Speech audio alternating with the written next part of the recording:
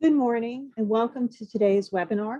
I'm Susan Posnock, Director of Public Affairs and Education for Jewelers of America.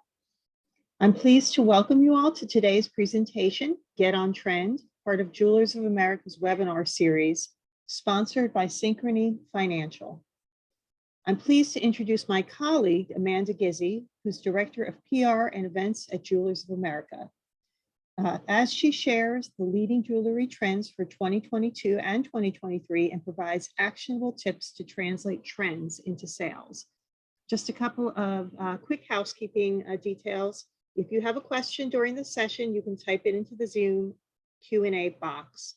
Amanda will be taking questions at the end of her presentation. Please also note that today's session is being recorded and will be available to JA members in the next few days. Now I'll turn it over to Amanda and I'll be back to field any questions from attendees at the end. Thank you. Thank you, Susan, for that kind introduction. I'm so excited to be with you all today. Thank you for taking time out of your very busy schedules to be part of this webinar. We at Jewelers of America know how important education is to make sure that we continue to have a very successful jewelry industry. And the fact that you all take time out of your day to be part of our education series really just shows how committed you are to your personal growth as well. So thank you again for being with us. We are very excited to be talking to you today about something really fun. I know you have a lot of really business-focused webinars that you take part in. This is certainly a very business-focused webinar, but something that's certainly a lot more fun to talk about, and that's jewelry trends. Trends really can impact your business. They can impact your sales. They can impact your growth. So we are excited to be able to share these trends with you. I'm going to go ahead and share my screen with you in just one moment. Let me share my screen, get you all on trend here.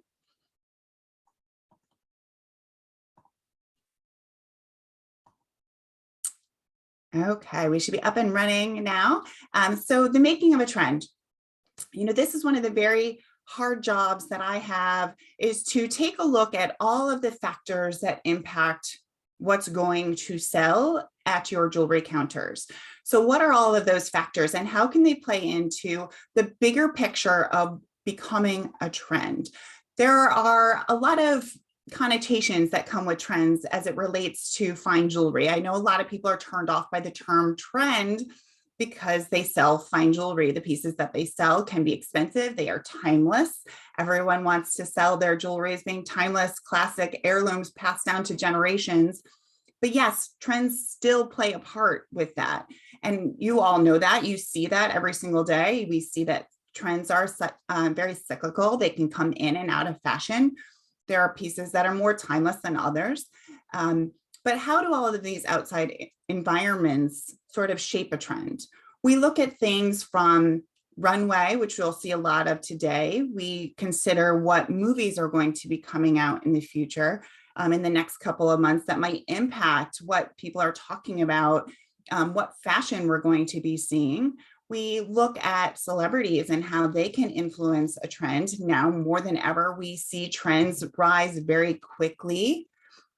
So we can see something that might have taken 6 months to a year to reach a small market can get there much faster today than it could even 5 years ago. So social media, the web, all of that stuff has very quickly changed what we're talking about with trends. We also look at metal prices. What's happening with metal prices? How does that impact what consumers want to buy, what they can afford to buy? You know, what someone can afford to buy certainly is a factor, but where is that perceived value? And for jewelers, that's really that sweet spot, isn't it? It's what is a perceived value that's going to be enough to make someone want to purchase this item, hold on to this item, pass this item on to their future generations. So while high metal prices to consumers, we might think that that's going to steer them away from the purchase, when in reality, it might be driving them towards that purchase because it is the one thing that they see value in. So we're going to sort of talk about all of these things today throughout the next half hour, 45 minutes together. As Susan mentioned, continue to drop those questions that you have into the chat, and we will get to them at the end of this webinar. Now, as we go through these trends, you might start to see some crossover. And that's why I love this slide up, because you see all the dots and sort of how they all connect together. There are some on the outliers. Those are going to be your wild card trends. That's the trend that Kim Kardashian or some celebrity wore once. It became a real quick trend and then it died out and ended. And then you're going to see some other trends that you're going to start to see crossover. You know, we might see a certain color start to take place. You might start to see patterns of styles, shapes, you know, even just with earrings, necklaces, bracelets. Throughout a lot of these trends, you're going to start to see the crossover. And that's what I call your sweet spot. Those are the trends that you really want to invest in, because they are going to be checking a lot of different boxes.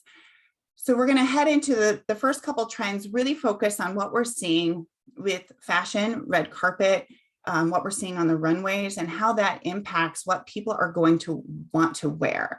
Now, with jewelry trends, remember, what we see on the red carpet isn't going to always be a direct translation. So if we see a ton of blue, for example, on the red carpet, it might not automatically mean blue jewelry. It might mean, okay, cool colors are going to actually sell better. Cool metals will sell better because we're going to see so much blue, which lends itself nicely to the cool metals of silver or platinum. On the contrary, when we start to see a lot of greens on the red carpet, we see a lot more of our yellow tones, the high carats, yellow gold. Those sort of trends are impacted by fashion. So away we go. We are going to take a look at our first big trend.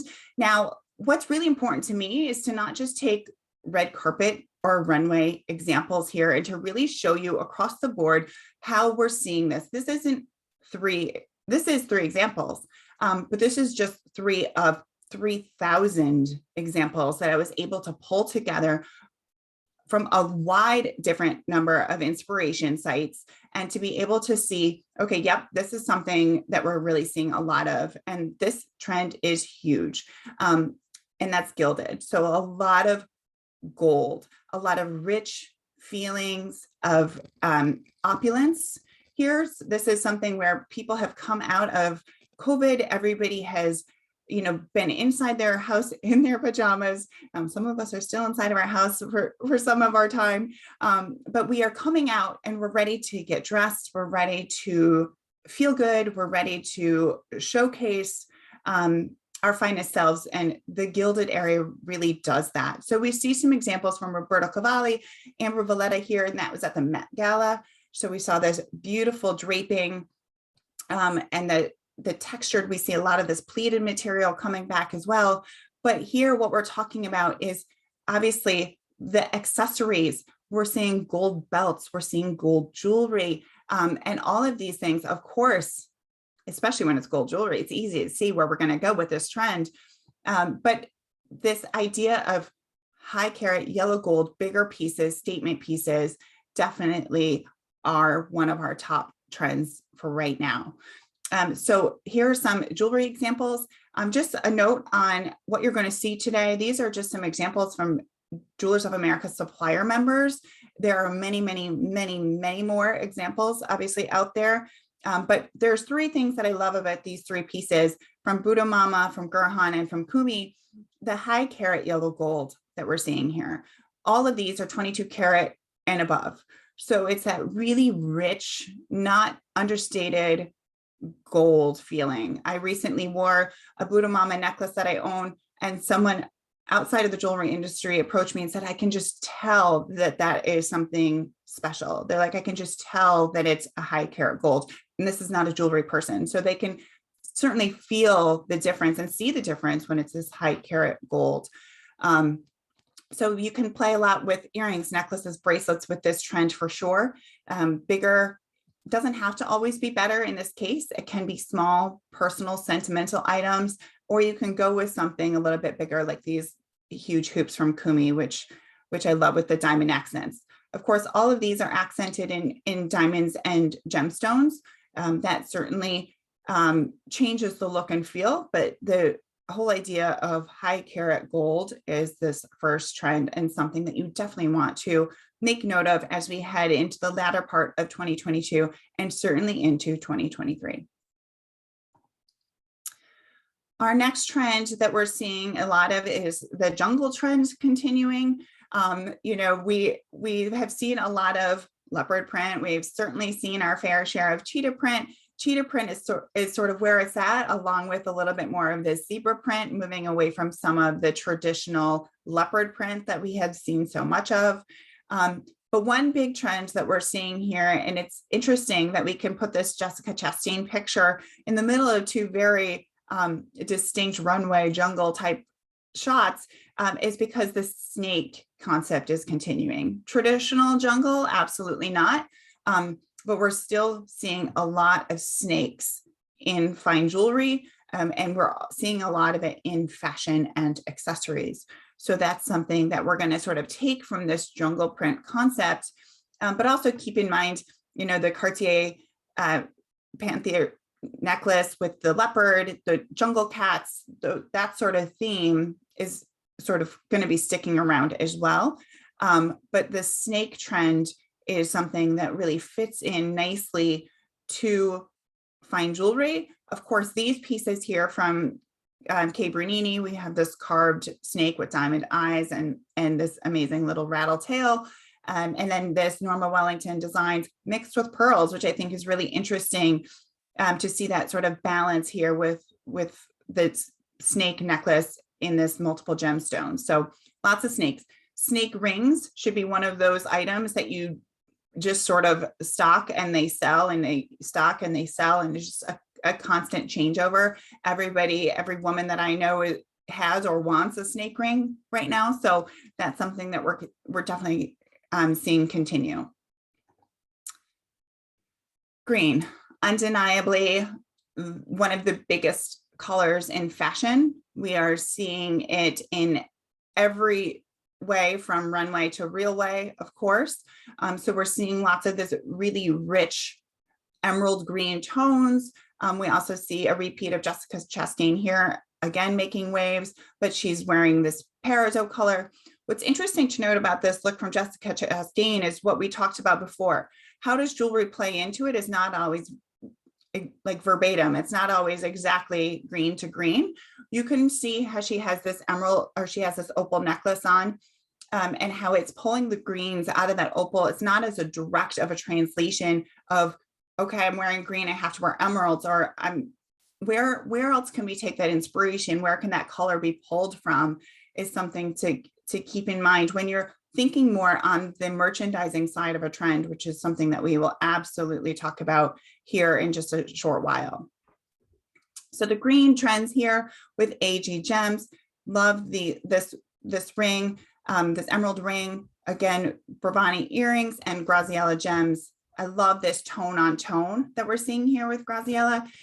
These are really beautiful to show how you can have lots of different stones, and even the prongs you will see here are green as well. So it's like playing with the gold metal in addition to just the gemstones. So we are seeing a lot of that green and different colored precious metals, or not so precious metals as well, as part of this bigger trend. Matchy-matchy is one of the next trends. People either love this trend or they hate this trend. It's one of those very polarizing items. It's something where people either feel that it's very dated, but this is a perfect example of how things can go from going out of fashion to coming back into fashion once again. There was a time where when women wouldn't be caught dead matching anything. So less of the matchy-matchy. I'm not going to have earrings that directly match my necklace, and the set concept really went out of fashion for a while. And now we're starting to see it make this triumphant return, and seeing women of all ages and even these brands really fully embrace the matchy-matchy concept. And for jewelry, it's great. You're not selling one piece, you're selling multiples. So the idea that you can showcase earrings, necklaces, and a bracelet and a ring all from the same collection, if you will, and be able to sell them potentially all in one purchase by showing how this trend is here to stay. So how can you showcase more than just a beautiful necklace and talk about it in bigger terms? So here's some examples of some matchy sets, again, from some of our JA members. This Greenland ruby set. Now, again, this is where you would have maybe have seen the necklace with, yes, a Greenland ruby pair of studs, but now this is the exact same shape carried over from the necklace into earrings and being sold together. Again, with the necklace, the pearls here from Rudy Blue, and these have the flowers on them. Beautiful example of how you can take this Baroque pearl. Again, probably wouldn't have worn them together a couple of years ago or even last year, but now fully embracing this and wearing them together as a set. This Lily Street set here I love because it's not exactly the exact same. There's no, we certainly don't have that aqua drop that we do on the earrings, but that lightning bolt continuing to show up here with the earrings. Finishing touches. This is something that I can't say enough about. This is a beautiful way to think about jewelry differently. So how are we seeing jewelry being worn outside of the traditional ways of wearing fine jewelry? And this is ways that we can sort of have a little fun, but engage a different clientele, engage a different audience, but showcasing those pieces and being able to merchandise them is certainly something that you should take full advantage of. So here we have Bad Bunny wearing these gorgeous pearl and gold hair accessories. So these are pins that he has put into his hair. We have this gilded, again, a gilded type headband here on Tommy Dorfman. And then Blake Lively, who stole the show at the Met Gala, wearing Lorraine Schwartz. She has this gorgeous tiara in her hair. So the tiara concept is absolutely huge. How can you encourage accessories to be worn in this way? How are people wearing accessories in this way? Will brooches be coming back more as people can start to think about taking those brooches and turning them into hairpins? How can you take a brooch that's been sitting in your case for a really long time and potentially turn it into a hairpin? So finishing touches are really, really, really on trend. And again, this is sort of across all demographics and across all genders. So here's some examples of real life examples. Gamushian launched with these two hair accessories, and these I believe she launched a couple years ago. She does very well with them. This butterfly clip, which is adorable. It's an actual hair clip, and then this hairpin also has a longer hairpin on the back, but it's beautiful. And I can't remember if she also has a bail that can be worn as a necklace as well, but I believe it's just a hairpin. And then you have this beautiful Miss Sahara pearl, what looks to be a necklace, but it's actually can be worn in the hair as well. So beautiful way to sort of take something traditional and have people wear it in a non-traditional way. So how can you talk about that on your social media feeds? How can you stock items that have a little bit more versatility to them to be sort of shown as these finishing touches? This is where you really can come to shine for your brides. What are brides going to be wanting to wear on their big day as well? And also your younger customers who might have proms or have graduations. How can we start to think about jewelry that's not just a pair of earrings that they'll wear on their special day? Equestrian is a trend that we're seeing continuing. We actually had, Chanel had a horse and a woman in full equestrian gear open their show in Paris. So we're definitely seeing this high fashion, the idea of, being outside and a lady who can look as stylish as Kate Middleton can, wearing all like equestrian gear. Isabella Franchi also here with the red carpet. A little mix of equestrian with high style is something that we're definitely seeing. On the red carpet, we saw that these earrings here from Isabella had the long tassels to them. So again, not a direct translation. So here's what the jewelry can look like. Vincent Peach, I love this collection because he's full leaning into the equestrian. He does it so beautifully. So you have a horse pin, but you also have this, this stirrup inspired bracelet, again, leather accents, the leather playing very well with fine jewelry, with this pearl and diamond buckle. Bright lights. Tons of neon. Again, we're here to stand out. Summer is the best time to do this, of course, but as we head into even the winter months, the idea of this neon, bold color saturations, and what we're also seeing here, which shows sort of that repetition, is the idea of matchy-matchy. Monotone, one color throughout the entire ensemble, matching jacket, matching skirt, matching shoes, and matching handbag. And then here with this full jumpsuit with a cape, which is like my dream scenario right here. I'm obsessed with everything about this look, other than that she doesn't have any jewelry on, which I certainly would change. She has a tiny bracelet here, but this is where, even just that pink necklace could have like completely pulled it all together for that tone on tone. And here we see in the middle with Dior, they actually chose to accent with orange jewelry with the yellow gold, which was interesting to see how, again, an all yellow look plays with a little bit of color and how the jewelry can actually really shine here by taking that opposite side of the color palette. So for jewelry, we are seeing a lot of this. Again, here's the perfect ring here from Emily Wheeler we have purple and you have your pink and your blue, but how the bright enamel can really play with a beautiful bright gemstone. Lots of pinks, perajas. You have, your pinks, you have your perajas, you have your sapphires, even some really bold tanzanites here. And then love these necklaces too, with the different gemstones being partnered together here with this bold look and this layering look. So continuing to see lots of bright colors. Leaves. So nature inspired. This is where the nature really takes inspiration here.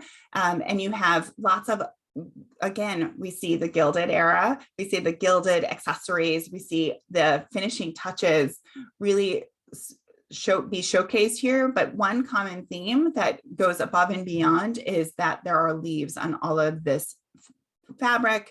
Of course, this headdress here, worn by Hamish, is beautiful with the gold leaves and with diamond accents. Some really palm type leaves here on this Frederick Erickson skirt. And of course, Lizzo, who is another one that completely stole the show with her playing her flute and wearing this really tall gold collar and this beautiful brocade and tapestry with gold. So really beautiful look from Lizzo. So leaves. We love this from Samuel B. It's this sterling silver. It's a wrap ring. It's a big bold look, but it has a little bit of a gold accent on it. Again, the leaves, Ravani earrings, and this beautiful Lika Bihar cuff. And I love this from Lika with the blackened silver, with the gold accents and of course diamonds. So this big bold cuff from Lika Bihar.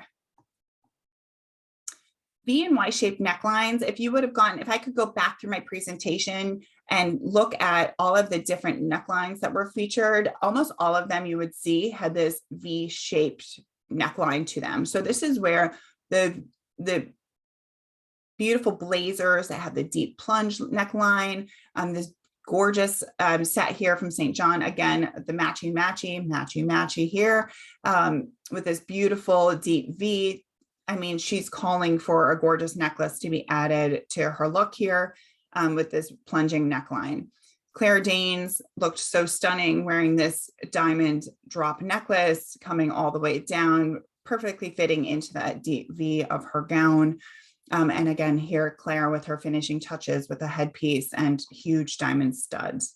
So the idea of the big Y-shaped necklace continuing to be, and I say V shape and Y shape because both really suit that neckline well, whether it has ultimately the Y drop or is just a V shape.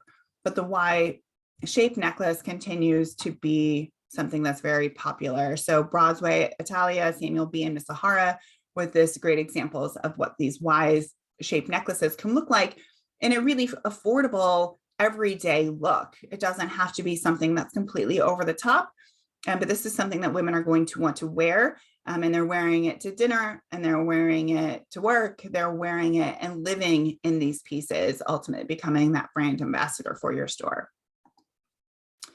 Classic diamonds, we saw a huge return to classic diamonds. Diamond tennis necklace, diamond tennis bracelet, classic diamond studs, classic diamond drops, more diamonds than we've seen in a very long time in a really classic formal way. I love this. Again, a diamond brooch in Maud's hair here, and this diamond tiara headpiece also is another gorgeous finishing touch. Simple diamond drops here on Ariana. So just some beautiful examples of how classic diamonds are something that you're really going to want to push. And this is one of those times where we say, is that really a trend? Yeah, it's a trend. Just because it's classic, just because it's timeless, doesn't mean that it can't be more trendy in the moment. So yes, we are seeing a trend towards classic diamonds. Will it go out of style ever? Not likely. But it is certainly having a bigger moment, and we're seeing younger women wanting to wear classic formal diamond jewelry. So classic, not just women and men both wanting to wear that classic diamond jewelry. So really stocking up on the classic diamond necklaces and bracelets from, like we see here. Push locks are continuing. Locks in general. So we see the push concept of people being quickly able to add on. So the idea here is really flexibility of wearability. So being able to add on a drop very quickly. You're going out to dinner, you take those same studs that you've been, or those same earrings that you've been wearing, and you put on a drop onto it, or a necklace that you've been wearing. You can quickly put on another pendant to match, to go on to that look. Marla Aaron is the queen of the lock. She does something in a way that is outside the push lock concept. Everything she does is a complete turn lock, and this is something exclusive for Marla that she does beautifully. Can't say enough about her lock collection. And then you see these other examples of the traditional push lock that we are seeing from Bravani and Lily Street. So obviously different from Marla's concept here, but the lock concept nonetheless. So what are we seeing for colors? We always talk about Pantone. Pantone is the leader in the color market for interior, for fashion. Our fashion companies are going towards Pantone to ask what they are seeing, what they want to see for the upcoming seasons. So what are we seeing for 2022? For 2022, the color of the year, very Perry. It's this periwinkle tone here. And what I love about this is because there are so many different variations for gemstones. You have your lavender sapphires, you have even some of your opals that have this color in it.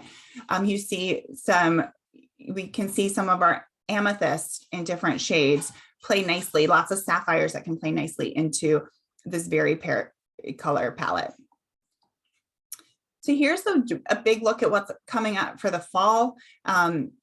As you can see, we're really all over the board. And that's where I think it really is good for you to understand who your demographic is, to understand what your market will possibly lend itself more towards, and be able to sort of hone in on a couple of these palettes that you think work well for you, but to really just keep an eye on how some of these color palettes can play together as well, how they become that balance to one another, how the sun and the tiger sort of come together, how the lava falls and the rose violet and the nosegay sort of create a color tone story, if you will. Again, with your Amazon and your Martini Olive also playing together nicely. So it's all about balance here. But just quick look at the color for fall. We have this lava falls with lots of red, of course, with our rubies and our garnets that look so lovely, whether it's set in yellow or set in white. And you can see how dramatically those do change, and how they might look more classic or timeless in white and a little more trendy in yellow, simply because yellow is having a moment in the trend space. Samoan Sun is another beautiful, bright color palette, again for fall, but will definitely carry out through the next season as well, through spring and summer as we head into 2023. And we have this, yellow sapphires are a great example on your quartzes that looks so nice. And even our gold itself, and how that can become part of that Samoan Sun story. Tiger orange here, these from fire opals to sapphires. These are like gorgeous examples, again, all set in yellow, but Marco Bichigo, Gurhan, and Gamushian. And I love this, what I talked about with the Samoan Sun and the orange tiger is how this ring here sort of plays that line and balances those automatically together. Here's an example of what the color looks like from Alexander McQueen. And Alexander McQueen was kind enough to show us how stacking bangles and stacking cuffs on top of each other can go with this like formal, semi-formal look that he put on the red carpet. Rose violet, again, this is that big bold pops of color. This plays into our neon trend a little bit as well. Ellie Saab with this stunning dress, this tone on tone, a little light pink with dark pink. And that's why I love these two rings here. Again, playing from that light to dark from Emily Wheeler. And then this Omi Privé with the tourmaline, beautiful, bold from sapphires to tourmalines, both playing very nicely in with rose violet. Amazon, here's again our green story that we talked about before, this Graziella ring, again, a Kumi necklace and an AG Gems. This emerald ring is just, I mean, you could die, it's so gorgeous. And I love the yellow gold, obviously prongs as well, and how it plays almost identically to this deep V or deep U shape. Again, with that open neckline, you could actually see how this Kumi necklace would look really lovely, sort of set right in that opening of that necklace, of that dress as well, with a little green on green happening. And again, here's our leaves that we had mentioned before from Graziella. Nosegay, here's a light pink, before we taking a turn from that like bright pink that we saw before. So this is going to be your morganites, your light pink sapphires, pink diamonds, obviously some of our quartz variety as well, really just being able to show this like light pink, ultra feminine sort of story. Water sprout, this is your Padparajas, your turquoise, really just playing into this water feeling, the sense of nature, and again, with this formal settings and formal styles. We are seeing a lot of the enamels in this color as well. Of course, this is very close to the Tiffany blue shade. So, that sort of watch face discussion that we had earlier in the year, continuing as well with this water spout story. Caramel Cafe is a turn from all the bright poppy colors that we have seen before, and really bringing it down to nature and to a dark, rich, warm tone that you would expect to see for fall, quite honestly. So I'd love to be able to show all the different warm, smoky colors that you can play around with this Caramel Cafe as being one of the colors for fall. Midnight, we had talked about colored precious or colored metals. So here we have these beautiful earrings, and then we have examples of, these faceted gemstones, and then unfaceted gemstones as well. Earrings, necklaces in this midnight color, looking beautiful. Martini olive, this is another way that we're bringing in more of that green, and how you can sort of take something that might not be exact, but when you show it together, it all makes perfect sense. So your, whether it's green diamonds or emeralds or even darker peridot colors, green tourmalines really look so lovely with this martini olive color. So that concludes the trends that we're going to talk about today. And I just wanted to quickly remind everybody, it's not just about having a trend, it's what you're going to do with it. And you want to ultimately become that trend destination for your area. So the first step is to stock them. And I think as you head into the shows, if you're heading to Las Vegas for the upcoming shows, the first step is to stock them. So know what the trends are, having them in stock, and then how are you going to merchandise them? Help people understand when they're looking at something in the case that this is something special, this is part of a trend story, and how can you better showcase that? You're certainly going to want to do the merchandising in a way that allows them to understand its role in something bigger. It's not just about a beautiful earring. Promoting them is a no-brainer. You can't sell things without promoting it. So it's how can you be on social in a more active way? And that's something that we certainly want to have another webinar for another day, of helping people to better use social to drive people into the store more regularly. It's not just about one purchase. It's, hey, this is a trend. I know that you sell things that are new. Did you find anything good in Las Vegas? What can I be part of? And being able to better promote the trend and driving people in to purchase those trends. And last but not least, it goes without saying, refreshing them. You can't just keep a trend in your showcase and expect it to sell and then just hold on to it forever. It's putting something new, giving the idea that there's always something new to come in for, is something that's ultimately so important. And even just repurposing something that you already have, how can I take something that's in my showcase and position it differently as a trend and merchandise it in a different way?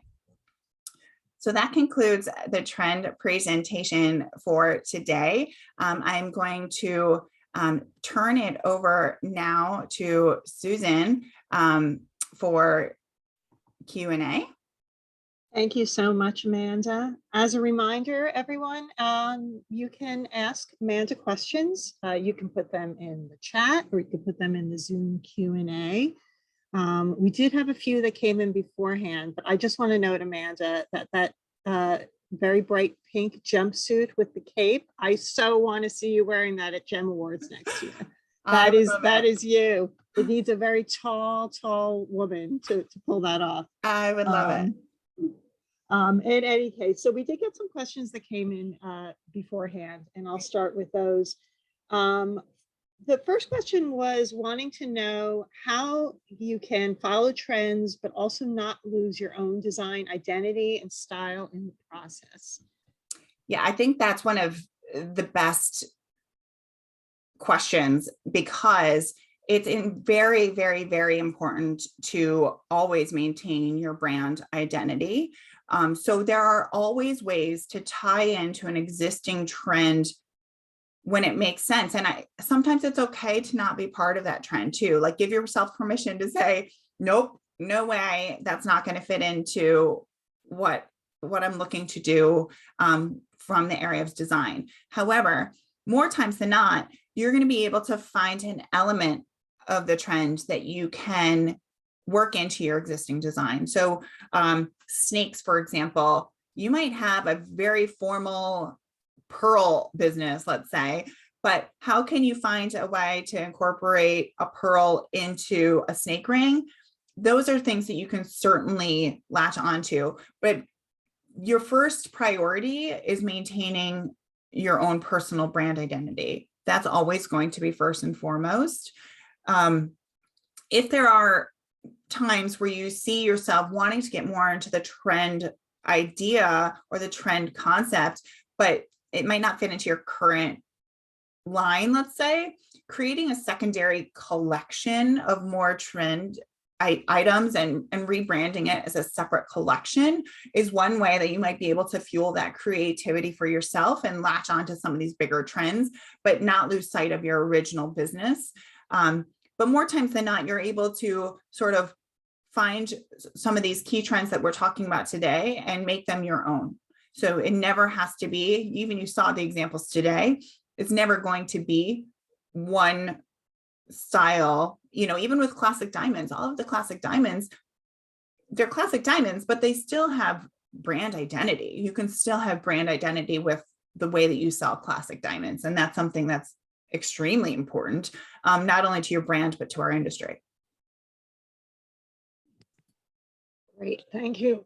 So you can follow trends without them consuming you essentially and making them part of your style. Yeah, absolutely. Great, great.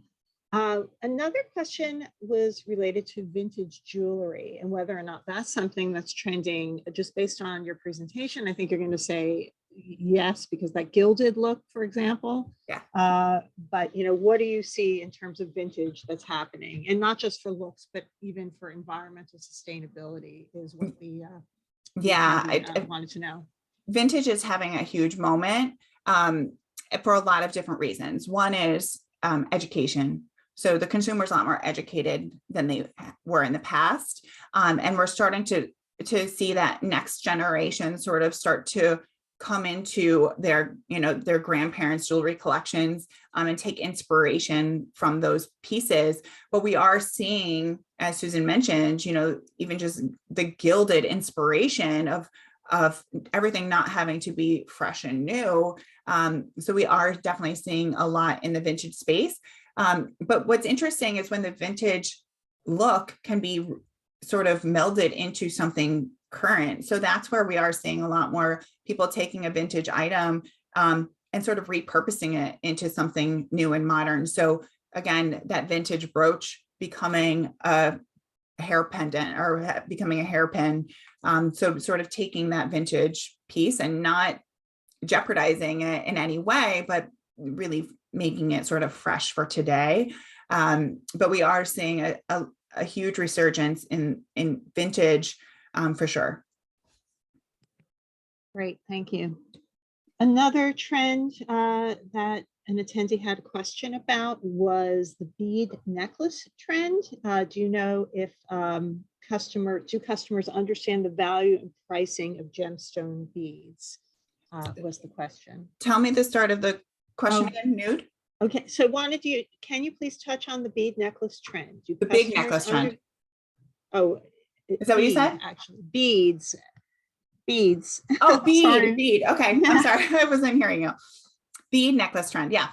The answer is there is a general lack of education and understanding for the majority of gemstones in our industry with consumers. There's a great opportunity for educating customers on those beads. The real opportunity becomes having people understand that beauty truly is in the eye of the beholder with these items. So it's like having people just love it, something because they love it, and that being enough reason for them to buy it. I know that I have a couple necklaces that I personally love the color of, and I bought them simply for, I loved the way that they looked with my clothing, so it's like there are very few gemstones that the consumer has a huge understanding on, and that's going to be our primary ones. Obviously all of our birthstones and our precious gemstones. Outside of that, it really becomes storytelling, and that's letting jewelers do what they do best, which is tell the jewelry story. Okay, great. I don't know if I answered the question there, Susan. Yeah, I mean, it was regard to bead necklaces, and again, just understanding the value. No, I think that you did. I'm not sure if the attendee who asked that question is on and wants to pipe in. We just have time for maybe one or two more questions. So again, now's your chance. But of course, Amanda and the team at JA, as you can see, is always available for questions that you might have. I wanted to share one other question that came in beforehand. I see it as more of a merchandising question with regard to trends around jewelry packaging and jewelry boxes. Is that something that's influenced by trends and something retailers can incorporate into their merchandising? Yeah, absolutely. I mean, packaging is everything. And in today's social world, packaging is more important than ever, with unboxing videos, with videos of proposals, with vintage boxes being showcased inside of showcases. They become part of the sale. They become part of your story. They become your branding. So I feel like packaging is one of the unsung heroes today. And we could probably do a whole separate trend presentation just on trends in packaging, but boxes having lighting in them, boxes having cameras in them, being able to sort of be part of the social story is something that's huge in packaging right now. So that's definitely something that if you are going to shows, I strongly encourage you to visit some of the packaging companies and sort of see what's new and see what's trending in packaging. And maybe it's time for a little refresh for your own packaging, and being able to snatch up some vintage boxes and put them in your showcase and potentially even resell them. Talk about, tying back in the vintage story. People are completely obsessed with vintage packaging as well. That's cool. Thank you so much, Amanda. Lots of great ideas for folks. If you're heading to the shows, obviously have a safe, great, successful trip. Amanda, I think you're going to be there, right? So yeah, I will be there. I'll be at hi. Couture and I'll also be at JCK. So I definitely would love for anybody who's on this to stop by and say hi. If you see me at the show, definitely grab me and say hi. And if you have any questions, pop by our booth at JCK. The Jewelers of America booth will be there. So if I'm not personally there, they'll track me down. But I would love to see you all. That would be great. And thank you, Gwen, for piping in there. Appreciate your attending. Thanks to everyone who joined us today. Just a reminder that this was being recorded, and will be available to JA members in a few days. We have more webinars coming up, so keep an eye on the Jewelers of America website and your emails, because we'll be letting you know about those sessions. Sounds like social media, merchandising, packaging should be on the queue for presentations in the coming days. And again, don't hesitate to reach out to Jewelers of America with any questions or concerns, whether it's trends, sourcing, whatever your questions are, we're here. Thanks again to Amanda for joining us today. Thanks for everyone for being here, and have a great day. Take care. Thank you. Bye.